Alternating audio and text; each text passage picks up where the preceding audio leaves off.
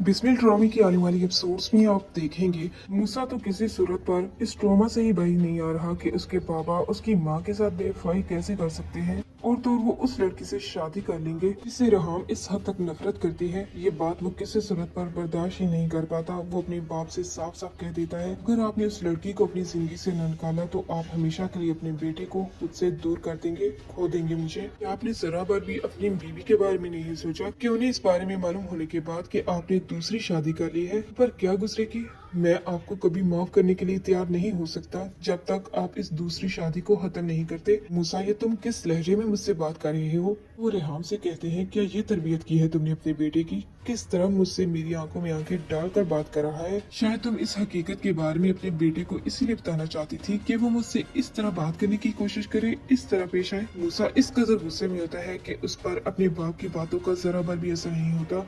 आपको हर कीमत पर उस धोखेबाज लड़की को अपनी जिंदगी से निकालना होगा। मैंने तो उसे उस ऑफिस में इसीलिए जॉब दी कि मेरी वजह से उसके बाबा पैरालाइज हो गए, लेकिन वो अपने बाबा के पैरालाइज होने का इस कदर नाजायज फायदा उठाएगी। बात का अगर मुझे अंदाजा होता तो मैं उसे अपने ऑफिस में घुसने तक न देता। मूसा, मैंने शादी की है, कोई गुनाह नहीं, और दूसरी शादी करने का हक मर्द को दिया गया है और मैं तुम्हारे कहने पर मासूमा को अपनी जिंदगी से निकालने के लिए तैयार नहीं हो सकता। तो मूसा और ज्यादा मजीद गुस्से में आ जाता है और जीते जी तो इस बात को कबूल करने से रहा वो मासूमा को तौकीर साहब की जिंदगी में बर्दाश्त कर ले।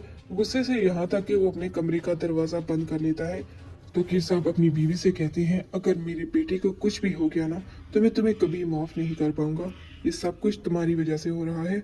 अगर तुम ठंडे दिमाग से उसे इस बात के लिए रजामंद करवा लेती शायद नौबत यहाँ तक ना आती। वो इस कदर गुस्से में गया है, अगर उसने खुद को नुकसान पहुँचाने की कोशिश की तो इसकी जिम्मेदार तुम होगी रेहाम। रेहाम तौकीर साहब से कहती है, आप ये क्यों नहीं कह रहे कि आपने मासूमा को अपनी जिंदगी में शामिल करके अपने बेटे से और अपनी बीवी से धोखा किया है और उस लड़की से जिसे मैं इस हद तक नफरत करती हूँ। कैसे कर लिया आपने ये सब कुछ? वो धोखेबाज लड़की आपको इसीलिए अपनी जान में फंसाती रही ताकि आपकी जिंदगी में शामिल होकर इस दौलत और जायदाद को हासिल कर सके। सिर्फ और सिर्फ वो लालची लड़की यही चाहती थी कि हमारा हिस्सा बस्ता घर बर्बाद कर सके, लेकिन शायद आप समझ ही ना पाए। लेकिन जब तौकीर साहब अपने बेटे के पास जाते हैं तो मूसा अपने कमरे का दरवाजा नहीं खोलता। यहाँ तक कि मूसा तो अपने कमरे में खड़े होकर पिस्टल से अपनी जान ले लेता है। गोली की आवाज सुनने के बाद तो रेहाम काफी ज्यादा हैरान रह जाती है। उसे अंदाजा नहीं था कि उसका बेटा इस तरह खुद की जान ले लेगा। तौकीर साहब को तो समझ नहीं आती कि वो अपने बेटे को देखें या अपनी बीवी को, क्योंकि उन्हें अंदाजा ही नहीं था कि उनकी एक गलती की वजह से इस तरह उनका बेटा खुद की जान लेने की कोशिश भी कर सकता है। हम तो ये सोच सोच कर परेशान है कि अगर उसके बेटे को कुछ हो गया तो वो तो बिल्कुल अकेली रह जाएंगी। एक तरफ उनके शोहर ने दूसरी शादी कर ली और दूसरी तरफ उसके बेटे ने खुद की जान ले ली। आने वाली एपिसोड